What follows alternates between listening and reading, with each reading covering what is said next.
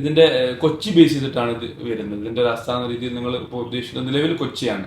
നിലവിൽ നമ്മൾ കൊച്ചിയാണ് ഉദ്ദേശിക്കുന്നത്. അപ്പം അങ്ങനെ അനുസരിച്ചാണ് മൂവ് ചെയ്യുന്നത്. പിന്നെ എന്തെങ്കിലും ചേഞ്ചിന് ഇപ്പോൾ ഗവൺമെന്റ് ഇന്ത്യ ഗവൺമെന്റ് പല റൂൾസ് റെഗുലേഷൻസ് കൊച്ചി സിവിൽ ഡിവിഷന്റെ നിയമാവലികളൊക്കെ നമ്മൾ പാലിച്ചുകൊണ്ടിരിക്കുക. അപ്പൊ അങ്ങനെ എന്തെങ്കിലും ചാലഞ്ച് വരാണെങ്കിൽ ചിലപ്പം ബേസ് മാറ്റിക്കൂടായില്ല, അതിനും സാധ്യതയുണ്ട്. അപ്പൊ നമ്മളിപ്പോൾ ഇനീഷ്യലി നമ്മൾ ഉദ്ദേശിക്കുന്ന മേഖല കൊച്ചി തന്നെ, അതിലെ റേറ്റ് ഓഫീസ് കൊച്ചിയാണ്, ഹെഡ് ഓഫീസ് കൊച്ചിയാണ്. കൊച്ചി ആയിരിക്കും. പിന്നെ ഇത് ഒരു വലിയ തൊഴിലവസരം കൂടി തുറക്കുകയാണ്. അർത്ഥത്തിൽ മലയാളികൾക്ക് കൂടുതൽ പ്രിഫറൻസ് സ്വാഭാവികമായി ലഭിക്കുമെന്ന് പ്രതീക്ഷിക്കുന്നു. അപ്പൊ ഇത് തുറന്നു തരുന്ന വലിയൊരു തൊഴിലവസരം കൂടിയുണ്ട്. അത് എങ്ങനെയാണ് അതിന്റെ പ്രോസസ്സും കാര്യങ്ങളൊക്കെ ആരംഭിച്ചു കഴിഞ്ഞോ? ഈ കീ പോസ്റ്റുകളിലേക്കുള്ള അപ്പോയിന്റ്മെന്റ് ഒക്കെ എന്താണ് അതിന്റെ ഒരു നിലവിലെ സിറ്റുവേഷൻ?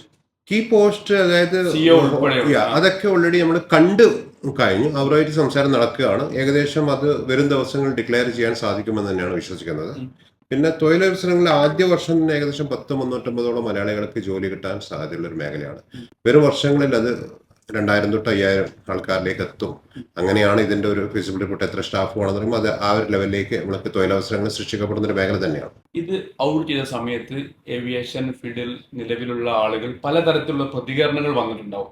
കൂടുതൽ ആളുകൾ ഇതിനെ വളരെ സ്വാഗതം ചെയ്യുകയും അതേപോലെ വളരെ പ്രതീക്ഷയോടെ കൂടി കാണുകയും ഇത് പറക്കണമെന്ന് ആഗ്രഹം ചെയ്യുന്ന ആളുകളാണ്. എന്നാൽ വളരെ കുറഞ്ഞ ആളുകൾ സ്വാഭാവികമായി ഈ ഏവിയേഷൻ ഫീൽഡിലെ കുറെ ദുരനുഭവങ്ങളെ ഓർത്തോ അല്ലെ അതുമായി ബന്ധപ്പെട്ടുകൊണ്ട് ഇത് സംഭവിക്കില്ല എന്ന് പറയുന്ന ആളുകളും ഉണ്ട്.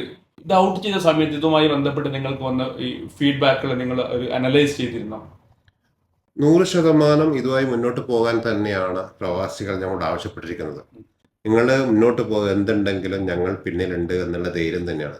പലരും ഈവൻ ചെറിയ ചെറിയ തുകക്ക് ശമ്പളത്തിന് ജോലി ചെയ്യുന്നവർ പോലും ഞങ്ങൾക്കും അതിന്റെ ഭാഗമാകണം എന്ന് ആഗ്രഹിക്കുന്നവരാണ് കൂടുതലും.